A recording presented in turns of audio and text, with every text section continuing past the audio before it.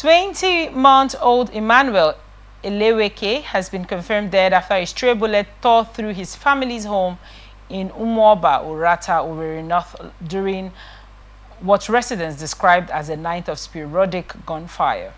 The incident occurred around 10 p.m. on Monday while the child lay on the bed with his mother, Mrs. Kelechi Eleweke, after their evening prayers. In a tearful account, the mother said her son had just echoed amen to prayers for his father's long life before rolling off her body onto the bed. Seconds later, a loud bang was heard, followed by the child's scream.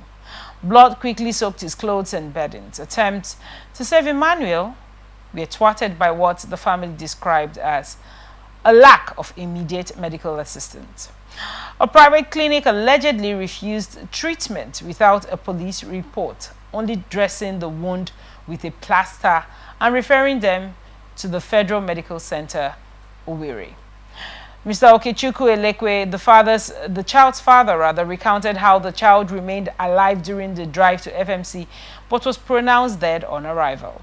While no one has claimed responsibility for the gunfire, neighbors confirmed hearing multiple shots fired that night. Community leader Mr. Chika Ebuechi said the shooting lasted over 30 minutes, a situation he called unprecedented. Police from Owerri North have launched an investigation and reportedly took the child's body for forensic examination. The state police public relations officer was yet to issue an official statement at the time of filing this report. Just a few days ago, we were hammering on, I think that was on Tuesday, on Monday rather, we talked about this whole stray bullet incident. I mean, a boy that was went to watch a football match and heading back to his hostel at the University of Port Harcourt was, hit by a stray bullet where he lost his life, a 300 level computer science student. Now today, Wednesday of the same week, we have this upcoming developing story, which is rather sad because this involves a young child, 20 months old. What are your thoughts on this report?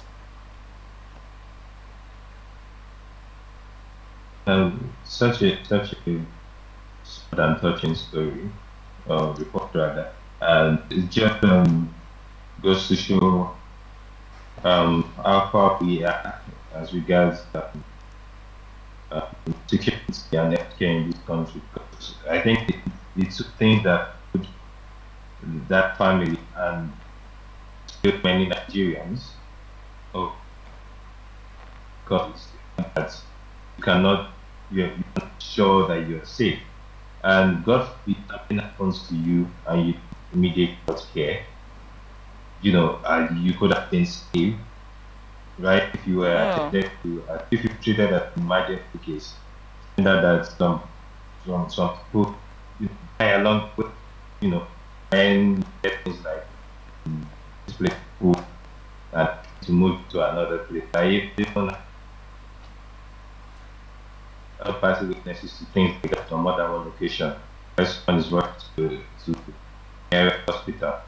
They rejected and his wife didn't happen. It become frequent. Now, if you talk about the aspect of street, I don't know if I'm audible. Can you hear? Right, can hear you. All right, if you talk about the aspect of street, it's ringing loudly the authority. We have guns being shot on usually daily basis in this country. When it's not like a battlefield or anything, it's not like we are fighting for. But you hear situations of like gunshots being fired in some areas. We don't even know what's happening. The police can't even tell us at this point, as of this report, are unable to tell what led to gunshots. Or according to the report, there was like a series of gunshots. And now our security officials are able to tell what happened or what's going on in that part of the country. That's just insecurity in its largest form, and it's sad and scary because now you are even scared of you could be walking along your way, the next thing you know, God's being fired and you are in danger. Then when we look at the part, God forbid something happens, get this person, or let me see if I can save my son, or save my partner, or save my family member. And Right. you start to trying to rush this person to the hospital. Right. That was going to be the Yeah, aspect I was going to even comment from just now. Now, I feel that, well, I reckon that oftentimes when someone comes in with a gunshot wound, the police report is usually requested, maybe to be able to ascertain that this person is not a criminal that was, shot by maybe the police or shot by the military, and they are, running into this clinic to get treatment.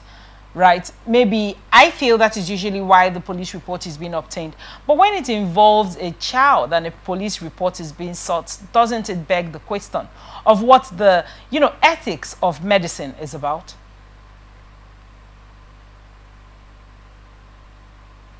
definitely. This is the issue of the child. It's obviously it cannot be a criminal, and in any scenario, in any camp of things up there. But I still feel even if someone is a criminal, let's just stay around this example. Okay? First thing, I mean, I believe everything has to do with healthcare to have like to save lives first and save the person's life and keep the person in custody. While they're trying to save this person's life, reported to the nearest police station, right, to come and ensure that this person does not leave. I'm just speaking for adults now. I'm just giving Right. an example because we can't people dying, innocent people for that matter. Because I'm not saying they are not criminals and get to the police station and rather to the hospitals and want treatment, but at least to save them first before finding out if they are criminals or not. And in this case where it's baby death, it's just the reality is of our country where limited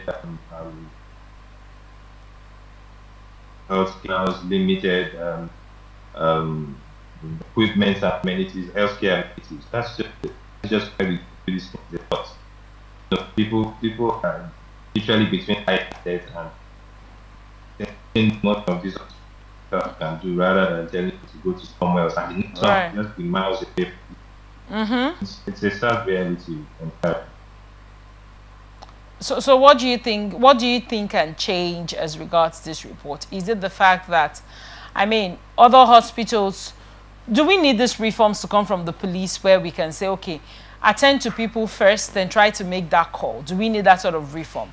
Do you think that what other thing can work is, most times some hospitals will say we are ill-equipped to handle gunshot wounds, right? Are there processes like first aid, something that can be done pending the long trip, maybe an oxygen mask?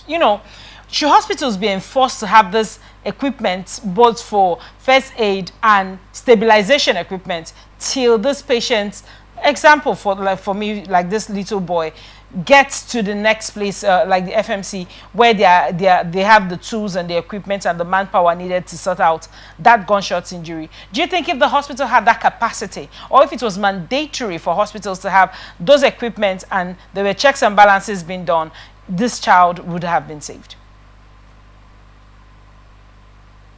Definitely, the child would have been saved.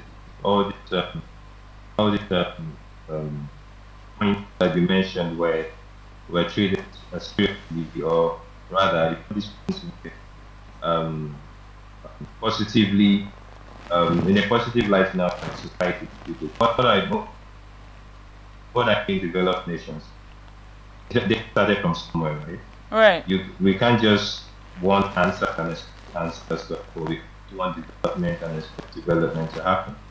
When we want development in a society, it spans from different corners and different initiatives. Like this case, like this report, it has to do with insecurity, it has to do with health. Now, we need to look at the part of insecurity, right? Why do Right. we have gunshots or shootouts going on in our country? So that means we need more hands in the security aspect. We need uh, um, more trained, more tech aligned, just to help curtail rising insecurity. But when it comes to healthcare, basically ensure that we have top-notch health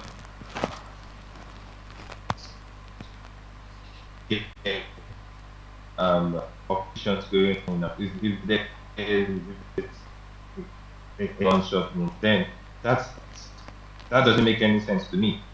I mean, we should have these things in place. We should not subject our citizens, to survive by chance. Like you don't see it, then you have to go to the next place. I understand that there will be smaller population, at least in every like a community, or let's say a community, there should be a top-notch, one if possible, top-notch healthcare hospital that can attend to issues like this. And there's also the issue of professionals not being available. I Right. think I was on this show when we talked about healthcare professionals being the ratio 1 to 3, or I think we but the work that we don't have enough manpower to manage situations like this. And then when you look at that's where all the correlation comes in. When there is insecurity and you have low number of policemen, you have no good healthcare, and you have low doctors.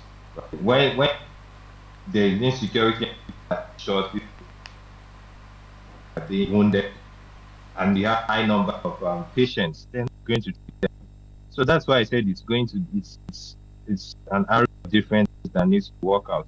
Aside from security, healthcare, you have they live in basic electricity. Some of these hospitals don't even have power. I mean, I was a story of a man that it's a private clinic. He Right. used to pay maybe 200,000 for life. For now, he has to pay 4 million. So Wow. what he does is they turn off right. Yeah, they turn off the electricity. And they have to use a mini generator like to power some lights and some computers. I mean, that's why it's so hard. It's just like whenever you turn, you are just faced with hard work trying to trying to Sadly, survive sadly it. so.